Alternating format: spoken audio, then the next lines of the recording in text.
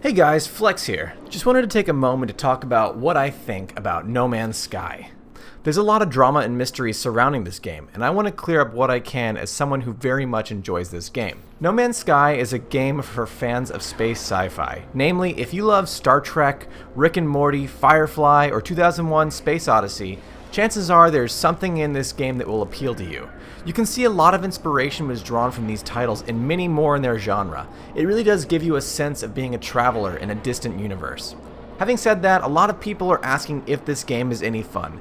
The answer for me is easy, but I think it can definitely vary based on your expectations. The game is heavily centered around exploration. You're continuously tasked and rewarded for going to new locations by your own will, and there's no direct path or linear story to guide your way. That isn't to say that there isn't a story in No Man's Sky, because there actually is. In a similar manner as the Souls series, No Man's Sky keeps its lore and history in the background, and while it's incredibly interesting, it could be avoided and missed entirely if you aren't looking for it. One of the coolest things about the game is that as you learn more about the secrets of the universe, you learn the languages of the aliens that inhabit it, and the subtitles of the phrases they say become more clear the more you understand. It's a really neat feature, and I can't think of any other game that's done something like this before. The combat, both in-ship and on the ground, is fairly simple, and I haven't run into too much of a challenge with ground fights, but it is easy to get killed when outnumbered by pirates in space. I'm very curious to see how an upgraded ship fares against the larger groups of space baddies. No Man's Sky is definitely more simple than its counterparts, such as Star Citizen and Elite Dangerous. Where things like travel and landing require deep understanding in Elite, No Man's Sky takes a much more simplistic approach, and many things that would otherwise be difficult are more automated and arcadey.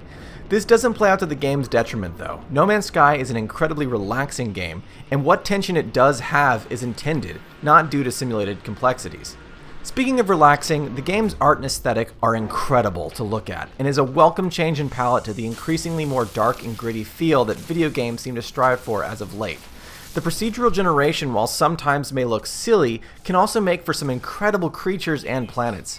Sometimes planets can be duds in terms of things to do or aesthetic, but it almost feels like a touch of realism in that not every planet is a gold mine. And when something truly amazing happens, it's a great surprise, not an expectation. My favorite thing about the game is easily the music. The combination of 65 Days of Static pre-orchestrated tracks and their procedurally generated jams makes the game an auditory treat. It really nails the sci-fi sound that so many movies and video games have done right, and its ability to dynamically match music to the action around you is phenomenal. Quick side note. Between No Man's Sky, Doom, and Stardew Valley, 2016 has easily had some of the best video game music in a very long time. I can't remember the last time I actively seeked purchasing video game albums like these. Congrats 2016, you've got some great contenders for best soundtrack. Now let's talk about the drama, and yes, there is drama. No Man's Sky contains no multiplayer in the traditional sense outside of naming planets and creatures. Sean Murray, the game's creator, has stated that running into and griefing other players would be a possibility.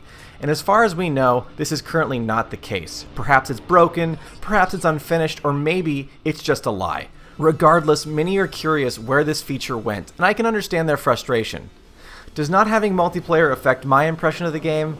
Not really. I really enjoy the game for the parts it is presented as a whole. In recent memory, both Stardew Valley and Metal Gear Solid 5 both shipped with limited or no multiplayer, with the promise of adding it in after the fact. And that's fine with me. I think that Hello Games should come out with the truth about what happened between talking about the game and release. But not having multiplayer in the game did not greatly impact my opinion of the rest of the game as a whole, which, in my opinion, is pretty phenomenal. People have also stated that because the game is procedural, there's no real outcome or meat that will keep players engaged after the first few initial hours. I absolutely disagree with this statement.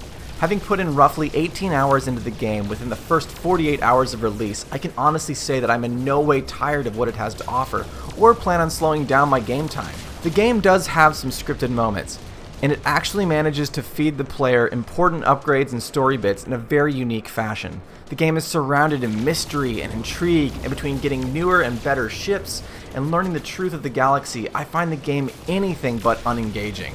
There have also been complaints about the price of the game, and I can't really comment on this too much because everyone feels differently about what a game should cost. For me, No Man's Sky is a very unique and content-rich experience, and I feel no buyer's remorse at all with the hours I've put into it thus far. It's definitely longer than many games I've paid the same price for, and it offers more variety of things to do. But as always, price versus content versus duration is a point of argument when it comes to big game releases. Lastly, there's been a lot of buzz recently about the performance of the game. For me, I haven't really had any significant issues outside of some weird incompatibilities with Open Broadcaster while streaming. And there was the initial Alt-Tab issue, which I fixed by changing the game to borderless window mode. But that doesn't mean that other people aren't having problems, and it does seem like there are some legit problems with the game and older CPU compatibility. I won't defend the game if it's broken, but I also won't slam it for having launch issues. 12 people worked on this, and it runs great on my hardware.